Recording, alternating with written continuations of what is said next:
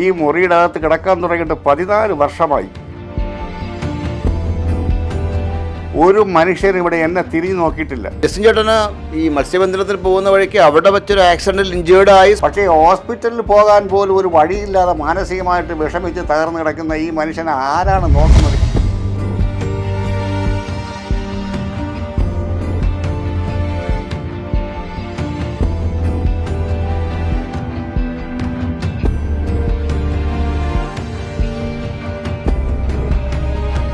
നമസ്കാരം. തിരുവനന്തപുരം കണ്ടംകുളം പഞ്ചായത്ത് പുത്തൻതോപ്പ് സൗത്തിലെ പഴയ 14-ാം വാർഡ്, ഇപ്പോഴത്തെ 16-ാം വാർഡാണ്. ഇവിടെ ജസ്റ്റിൻ എന്നൊരു ചേട്ടനുണ്ട്. 48-ാം വയസ്സിൽ, ഇപ്പോൾ ചേട്ടൻ 62 വയസ്സായി.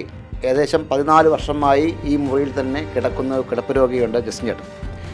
ആ ചേട്ടൻ ഇപ്പോൾ ഞങ്ങളെ വിളിച്ചത് സഹായത്തിനോ മറ്റോ ഒന്നുമല്ല വിളിച്ചത്. ചേട്ടൻ വിളിച്ചതെന്ന് പറഞ്ഞു കഴിഞ്ഞാൽ, ഈ 5 വർഷം കൂടുമ്പോൾ ഈ ജനപ്രതിനിധികളാവാൻ മത്സരിക്കുന്നവർ വന്ന് കാണുന്നതല്ലാതെ ഏതൊരു വിധത്തിലുള്ള സഹായവും ഒന്നും ഇദ്ദേഹത്തിന് പഞ്ചായത്ത് ലഭിച്ചിട്ടില്ല. ഇദ്ദേഹത്തിൻ്റെ വീട്ടിലേക്ക് 200 മീറ്റർ ഇടുങ്ങിയ വഴി കൂടിയാണ് വരാനുള്ളത്. അത് നടന്നു വരാൻ തന്നെ ബുദ്ധിമുട്ടാണ്. അപ്പോൾ ഈ രോഗിയായി ചേട്ടൻ എങ്ങനെയാണ് ഹോസ്പിറ്റലിൽ പോകുന്ന കാര്യം കൂടി ആലോചിക്കുക. അതുമാത്രമല്ല, ഇവിടെ തീരദേശ റോഡിൻ്റെ കാര്യമൊക്കെ മുമ്പ് ആലോചനയിലുണ്ടായിരുന്നു. അതൊന്നും നടക്കുന്നില്ല. ഇപ്പോൾ വളരെ രോഷാകുലനായാണ് ചേട്ടൻ വിളിച്ചത്. ചേട്ടൻ പറഞ്ഞ കാര്യങ്ങളിൽ എന്തൊക്കെയോ കാര്യമുണ്ടെന്ന് മനസ്സിലാകാൻ തുടർന്നാണ് ഞാൻ എത്തിയത്. ചേട്ടാ പറഞ്ഞു. ചേട്ടാ, ഞാൻ ഇപ്പോഴും 48-ാമത്തെ വയസ്സിൽ ഇവിടെ കിടക്കുന്ന ഒരു മനുഷ്യനാണ്. ഈ മുറിയുടെ അകത്ത് കിടക്കാൻ തുടങ്ങിയിട്ട് 14 വർഷമായി. ഇവിടെ ഇടതുപക്ഷവും വലതുപക്ഷവും കഠിനംകുളം പഞ്ചായത്തിൽ ഭരിക്കുന്നുണ്ട് മാറി മാറി. പക്ഷേ ഒരു പഞ്ചായത്ത് മെമ്പറോ പഞ്ചായത്ത് പ്രസിഡൻറ്റോ പഞ്ചായത്തിൻ്റെ പ്രതിനിധികളോ ഒരു മനുഷ്യൻ ഇവിടെ എന്നെ തിരിഞ്ഞു നോക്കിയിട്ടില്ല. ഒരു പെൻഷൻ, അതായത് ഒരു പെൻഷൻ എന്ന് പറയുന്നത് എനിക്ക് 1600 രൂപയാണ് കിട്ടിക്കൊണ്ടിരിക്കുന്നത്. ഇതുകൊണ്ട് എൻ്റെ ചിലവുകളും എൻ്റെ ആശുപത്രി കാര്യങ്ങളും എൻ്റെ എല്ലാ കാര്യങ്ങളും നടക്കണം. പക്ഷേ ഇവിടെ നിന്ന് ഒരു കട്ടിലോ ഒരു കിടക്കാനായിട്ട് ഒരു സാധനം പോലും എനിക്ക് ഒരു സാധനവും ഈ പഞ്ചായത്തിൽ തന്നിട്ടില്ല. ഒരു റോഡെന്ന് വെച്ചാൽ ഞാനൊരു ആശുപത്രി പേഷ്യൻ്റാണ്. മാസം തോറും എനിക്ക് ആശുപത്രിയിൽ പോകണം. കാരണം ഇവിടെ നിന്ന് എങ്ങനെ സ്ട്രെച്ചറിലാണ്, ആംബുലൻസ് റോട്ടിൽ നിൽക്കും.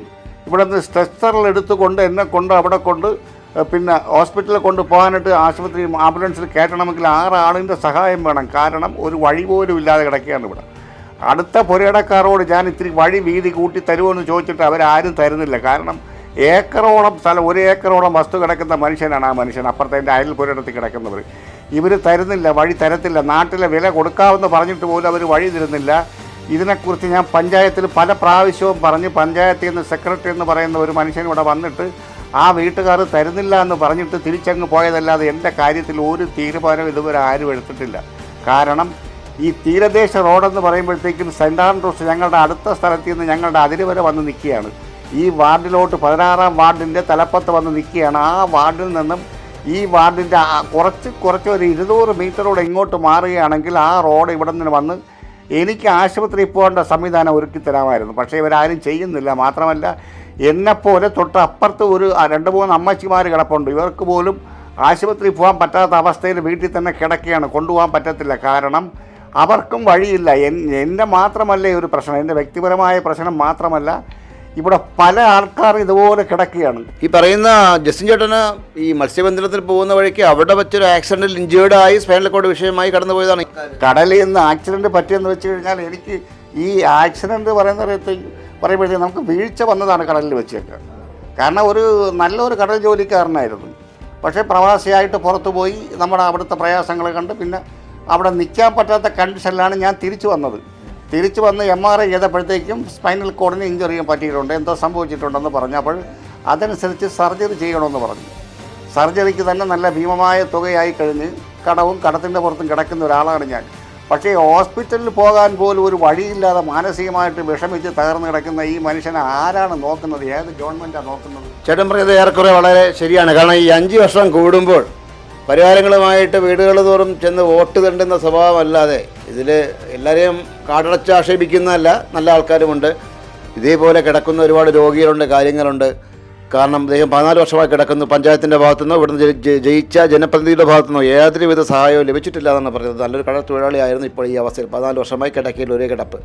അദ്ദേഹത്തിൻ്റെ സ്വരങ്ങളുള്ള രോക്ഷവും സങ്കടവും മനസ്സിലാക്കിയത് കൊണ്ടാണ് ഇപ്പോൾ ഞാൻ ഈ വാർത്ത ചെയ്യാനായി ഇവിടെ എത്തിയത്.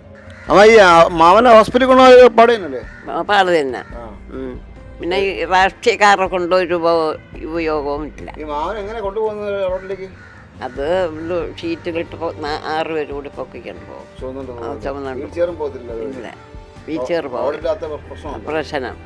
ഈ പഞ്ചായത്തിൽ നിന്ന് മറ്റേ കിടപ്പുരോഗികൾ ഹെൽപ്പ് ചെയ്യാനായിട്ട് ഉണ്ടല്ലോ, പാലിയേറ്റീവ് കെയർ, അതൊന്നും വരാറില്ല. അവരൊക്കെ വരയില്ല, അതൊന്നും വരുന്നില്ല. വരുത്തില്ല. പഞ്ചായത്ത് ഒരു സഹായമില്ല. ഇല്ല ഇല്ല. ക്യാമറ അനീഷ് മംഗലാപുരത്തിനൊപ്പം ശ്രീജിത്ത് മാരാർ സൈനിക.